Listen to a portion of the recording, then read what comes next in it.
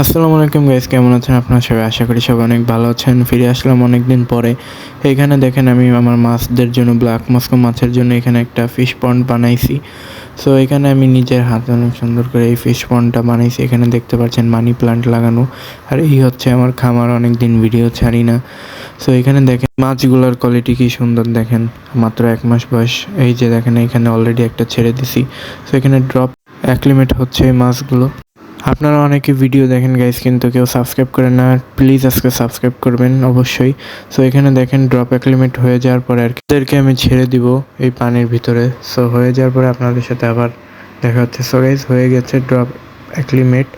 So এখন ওদেরকে আমি ছেড়ে দেবো এক এক করে। দেখেন কি সুন্দর কোয়ালিটি। সো এখানে ছাড়ার কারণ হচ্ছে এখানে ওরা আরও অনেক বেশি গ্রোথ হবে, ঠিক আছে, একদম অ্যাডাল্ট সাইজে আসবে। এখন বর্তমানে ওদের বয়স হচ্ছে 1 মাস। সো আর এখানে প্রায় 3-4 মাসের মতন ওরা থাকবে এবং ওদের অনেক ভালো ভালো কোয়ালিটির খাবার দেওয়া হবে যাতে করে ওদের অনেক সুন্দর গ্রোথ হয়।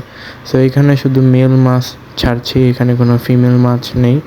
সো গাইজ আজকের ভিডিওটা এই পর্যন্ত। আশা করি আপনাদের অনেক ভালো লেগেছে। সো গাইজ এখানে এই মাছগুলোর সকল আপডেট আপনারা পাবেন। So bye bye.